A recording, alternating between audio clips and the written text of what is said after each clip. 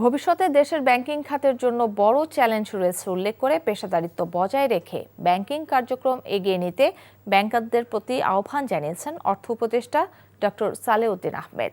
রাজধানীর বসুন্ধরা আন্তর্জাতিক কনভেনশন সিটিতে সোনালী ব্যাংকের বার্ষিক সম্মেলনে এ আহ্বান জানান অর্থ উপদেষ্টা। আগামীতে রাজনৈতিক বা আমলাতান্ত্রিক হস্তক্ষেপ আসতে পারে জানিয়ে কৌশল অবলম্বন করে পেশার নৈতিকতা থেকে কেউ যেন বিচ্যুত না হয় সেই পরামর্শ দেন তিনি।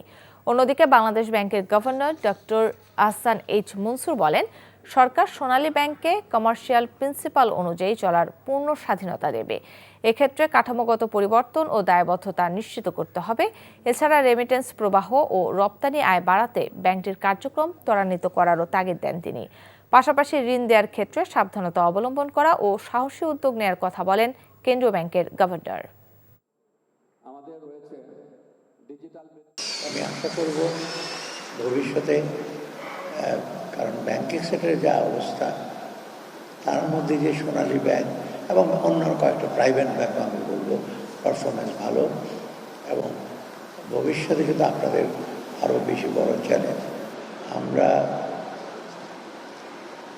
ইন্টারিম গভর্নমেন্টের চেষ্টা করেছি দেশের অর্থনৈতিক অবস্থাটাকে মোটামুটি স্টেবল করা এবং এটাকে সামনের দিকে এগিয়ে নেওয়ার একটা সহায়ক ভূমিকা পালন করার জন্য, কিন্তু চ্যালেঞ্জগুলো কিন্তু সামনে আরও বেশি পড়ে।